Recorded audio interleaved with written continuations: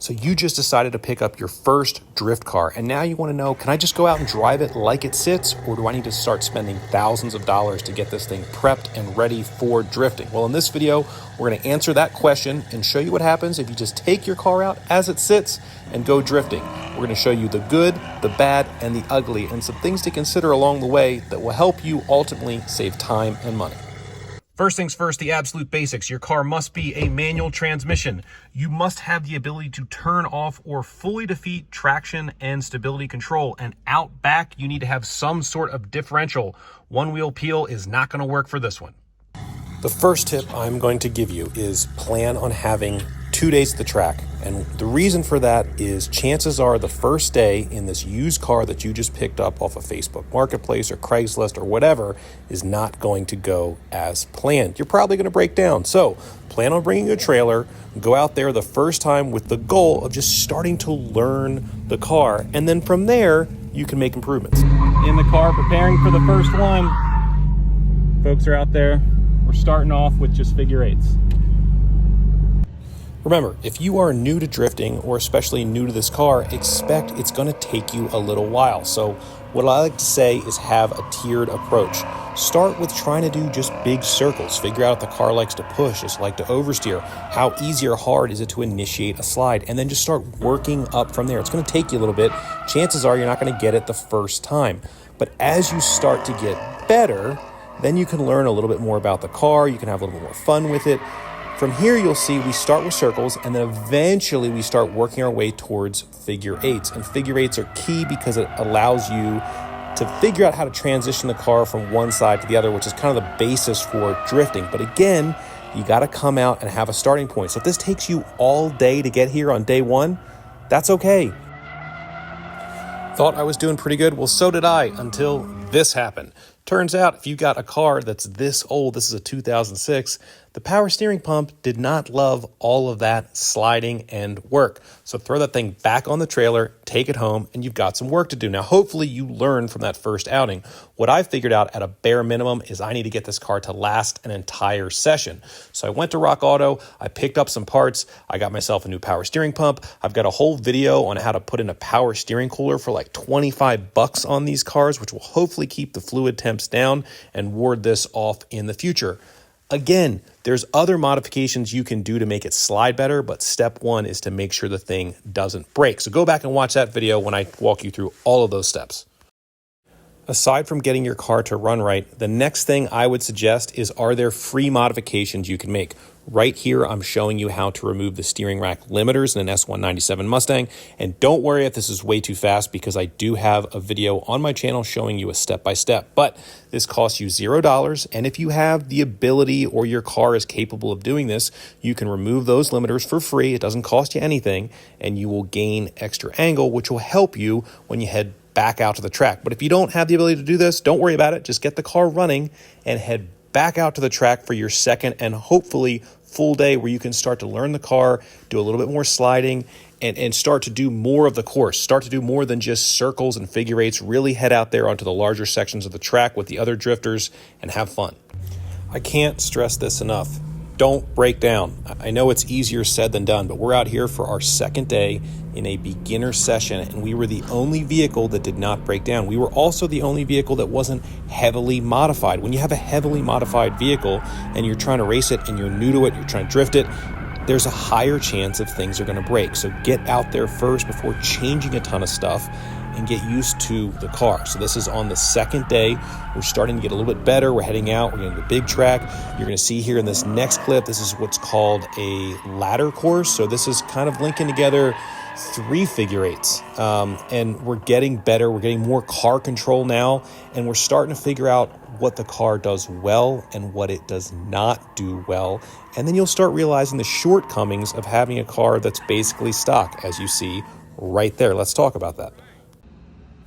We're a bit later in the day here. The course has changed. We've graduated from that ladder course, and now this is more similar to what you would see at a real full-on drift event. We're up in second gear, 40, 50 mile an hour entry.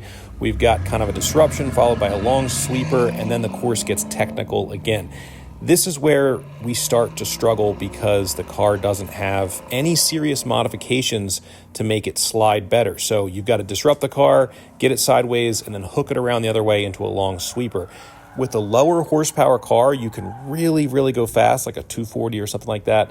But this bigger, heavier car with more power and not a lot of angle, it's very difficult to get it to slide without either oversteering or you come in so gentle that it's not even really a drift at all. You sort of just straighten back out. Actually, we had the instructor hop in the car and he was having issues with it too, and he did give us some tips.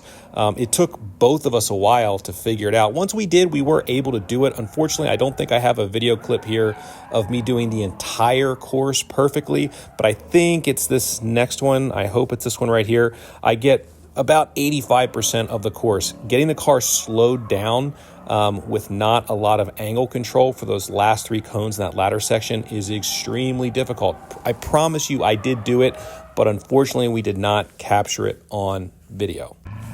So after plenty of talking with the instructor and seat time, the biggest thing that this car needs, if we want to stay cheap, would be a different alignment. We need more camber. It'll give us a better contact patch, more front end grip when we're sideways. That's the inexpensive approach. If we want to spend more money, of course, we could look at a full-on angle kit, but if we want to start going up in increments, a little bit more camber, a little bit different alignment in the front will do wonders. We're back in a cold garage, kind of like how I usually end most of my videos, with a conclusion and some final words of wisdom for you. In the very beginning of the video, we asked the question, can you just take a car out there and drift it? Do you need to have all these expensive modifications? Unsurprisingly, to probably most people, the answer is no. You don't need all those modifications. In some ways, it will make it easier, but as you saw and I saw, if your car breaks down a lot, it's not going to make it any easier. So my tips for you would be, number 1, go pick up a drift car. Everyone should be drifting. It's a ton of fun. Number 2 is get out there, drive the car around as much as you possibly can before the drift event. I spent some time to try and make this road legal so I could put a little bit of miles on it, and you can't figure out everything, but don't take a car that you know has issues, that's leaking, that's overheating, all those things to the track. You're gonna have a short track day, you're gonna spend all that money and have to take it right back home. Try and get it sorted as much as you can. Number 2, try and avoid spending a ton of money up front until you've actually went out on track and done some things, okay? So take the car out there as it sits, go drive it, and then after that first time, let's hope that your first time goes well, but more likely than not, something's gonna go awry, okay? You're gonna find out something you need to change, and then it's, what can I do for free, okay? So number 3 is free. What can I do for free? In my case, it was those steering rack limiters. The only thing about that is when you get more steering angle, you can run into tire rubbing issues. I had to go out and buy 1-inch spacers in the front. I already had longer wheel studs, but if you didn't, you spend a little bit of money. It's not big money for wheel spacers and longer studs, but a little bit. I think that did help. Number 4, okay? Again, we're trying to keep this on a budget like most things we do here. Don't go and run and get the angle kit just yet. I think caster camber plates and a better alignment. And when I say better, I don't mean better for tire longevity, driving around like I want to get 50,000 miles out of a set of tires. I mean better for drifting. So figure out the alignment specs for your car that would be better for drifting. Chances are that's going to be a lot more camber in the front, but go on the forums, go talk to someone. If you got an instructor, make friends with him or her and figure out what they recommend and go there. And then just keep working your way up. Down the road, probably, I think we're on forward. Number 5, I think if you did all those things, I haven't done all those things yet. This does not have caster camber plates. I have not taken it to an alignment shop. But after we do all that, and we do more and more events, then chances are, yes, an angle kit, sorry, not an alignment, an angle kit. FDF Race Shop makes one for this. It's really cool.